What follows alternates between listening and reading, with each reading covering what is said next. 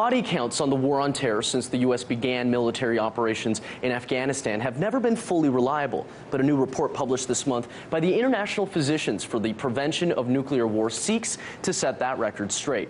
The report's titled Body Count, Casualty Figures After 10 Years of the War on Terror.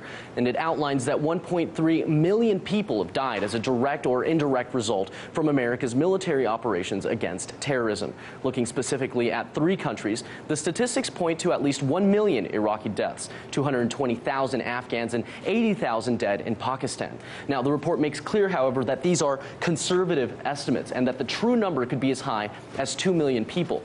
The authors add that previous numbers were lower and often conflicting because they were based on methods of determining death tolls known as passive methods. This means relying on official military records, reports from morgues, and physician statistics. Now, compounded with crumbling medical infrastructures, these methods lack the ability to see the bigger picture.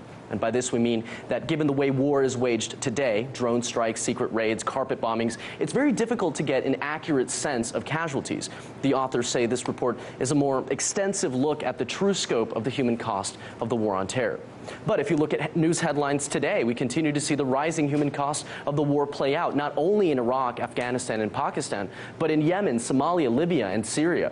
And consider this, in a recent trip to the U.S., Afghan President Ashraf Ghani made a new deal with U.S. officials to slow down the U.S. troop withdrawal from Afghanistan, a point that Dr. Robert Gould, one of the co-authors of the report, says is a result of how insulated the American people have become to ever-growing body counts, adding that, quote, at a time where we're contemplating at this point cutting off our removal of troops from Afghanistan and contemplating new military authorization for increasing operations in Syria and Iraq, this insulation from the real impact serves our government in being able to continue to conduct these wars in the name of the war on terror.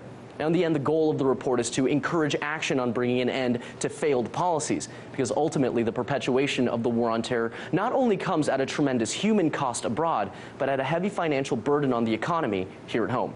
Manuel Rapalo, RT Studios, Washington.